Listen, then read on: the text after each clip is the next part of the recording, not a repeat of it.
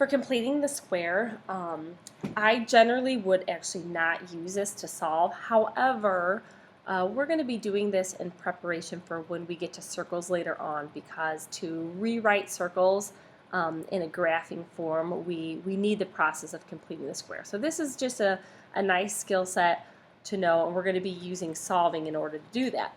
For this first question A then, what you're going to be doing is you're going to be moving your constant term to the other side. So what we have then is x squared minus 10x, and then you're going to have equals 17. And I'm going to leave a little space there. All right, equals 17 from adding that to both sides. And what we're looking for is we're purposely trying to find some number here such that I can take this trinomial and I can square it, right? And to get that number, what you're going to end up doing is you are going to take half of this middle term. So half of negative 10 is negative 5. So then you're going to get x minus 5 quantity squared. All right, well, to get x minus 5 quantity squared, that third piece is actually going to be this value squared. So 5 squared is 25.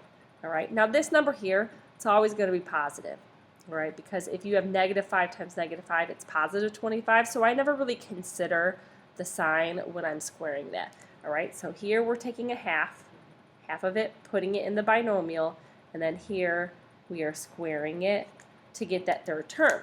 All right, so what happens then is when we add to one side, we need to add the same value to the other side.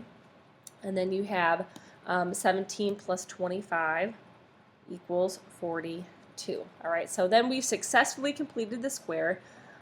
If you are in this form, the convenience is that if you have a binomial squared or any number squared equal to a number, to solve, you would just take the square root of both sides. So then we have x minus 5, the square root of that, and then we take the square root of 42, and the square root of this becomes just x minus 5.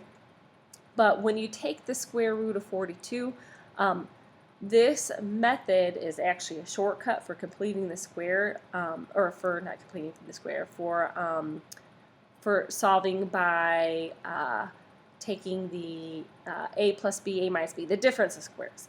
So what happens is by using the zero product property, you would actually have a positive and a negative root 42. Okay, and 42 is 2 times 21, so this actually doesn't simplify. So the final step is just getting x by itself. So we'd add 5 to both sides, and you are just left with 5 plus root 42. Okay.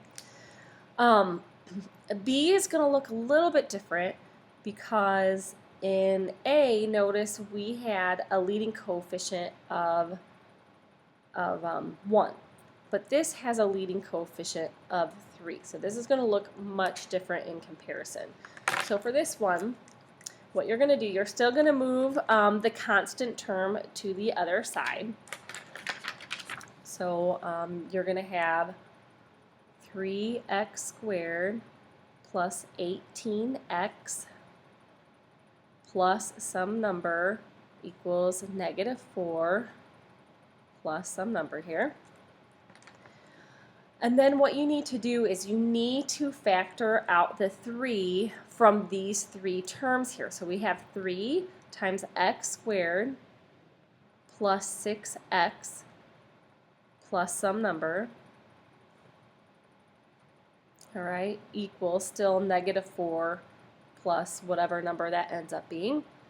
When you get this far, this is the thing that you're going to be completing the square with. We need that coefficient to be 1. So we are going to have 3 times some binomial squared, and that is going to equal some numbers here. So let's take a look at what we have. This is going to be x plus, remember we're going to take our middle term, we're going to take half of that, so that's x plus 3, and then we are going to square it and put it up here. 3 squared is 9. Okay, but next, remember, this trinomial, I need it to go up here. So this is 3x squared plus 18x, and then the actual number I'm putting into this, completing the square, it's actually 27. All right, so when I add 27, which it looks like a 9 here, but with that 3, it's really a 27. I add it to the left side, have to add the same value to the right side, so that's going to go here again. And then negative 4 plus 27 is 23. So then what we want to do, we do want to take the square root of both sides. However, we have this coefficient on the binomial, so before we take the square root of both sides, it would be in our best interest to divide both sides by 3. Okay? Once you are there, then it's going to be good to go ahead and take the square root of both sides. So when we take the square root of the left side, we get x plus 3.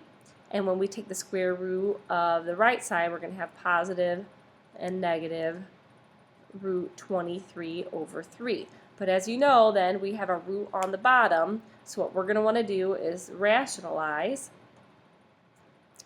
And then what we're left with is x plus 3 equals the root 23 times 3 is going to be root 69, and root 3 times root 3 is 3. And 69, obviously, it's 23 times 3, so these are both prime numbers. We're not able to really go anything from there. And then we want to isolate that x value, so we're just going to subtract 3 from both sides. So then you're left with x equals negative 3 plus or minus root 69 over 3.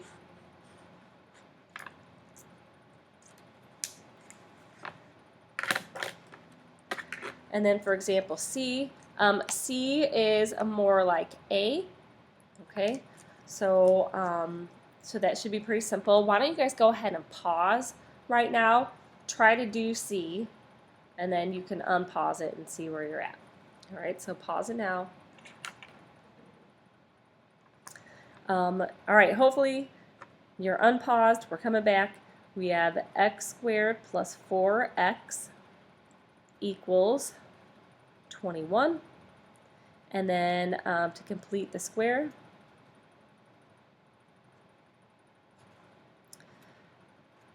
we're going to take half of the middle term, which is 2. You square that, and you get 4.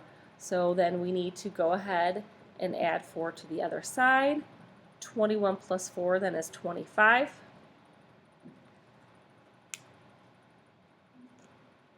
And then we're going to take the square root of both sides. So we get x plus 2 equals plus or minus 5. All right. Now this actually is a little bit more work. So even though the numbers seem much simpler in comparison, because we have this plus or minus 5, this is an integer value, we can actually combine like terms. So what you want to do when this happens, when you're not getting a root like we did in the first problem, okay, 5 and root 42, these are not like terms. Over here to solve for x, I'm going to set up two equations. It's going to be x plus 2 equals 5, x plus 2 equals negative 5. So then you'll notice as we solve, when you subtract, 5 minus 2 is 3, and negative 5 minus 2 is negative 7. So our final answers are going to have integer values. So it's just a little bit more work when the numbers work out nicely.